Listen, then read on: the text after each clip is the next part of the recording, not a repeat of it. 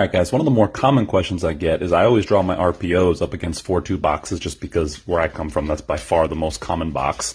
But people ask me, how do they run RPOs against an odd box at 3-4? Now, for the most part, it's pretty much the same. You just got to identify who the 7th guy is if you're in 11 personnel or who the 6th guy is if you're in 10 personnel, so you're determining who you're going to read. However, there are a couple instances where a 3-4 does make things a little bit more complicated. So let's say we're going with an RPO to the right. This is going to be our alert side over here. Let's just make it a bubble. Even though I'm not a huge fan of the bubble alert, just to make sure that guy widens to it.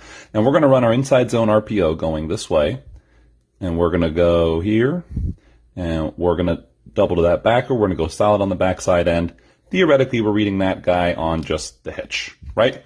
If he steps into the run game, we throw the hitch. If he widens, we would hand that ball off. However, a 3-4 has two guys that could expand. They could bring this guy off the edge and expand him, or they could bring him out and bring him down, which means this is where 3-4 has a little bit more versatility, and they can hide their intentions a little bit more because there's two players who could act as that overhang defender.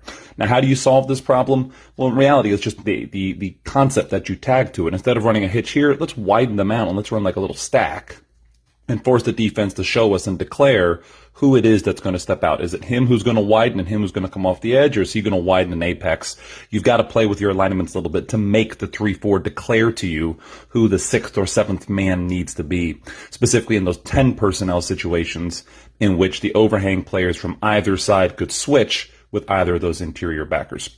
So does the 3-4 add a layer of difficulty to RPO? To a certain extent, it does. Yeah, I would personally be in a 3-4 if I were a defensive coordinator or a head coach. I think that's definitely a much more versatile look.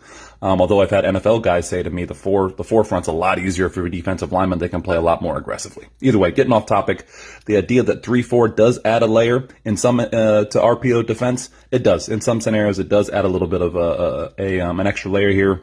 And you got to play with your alignments to make the defense declare who that 6th or 7th man is going to be.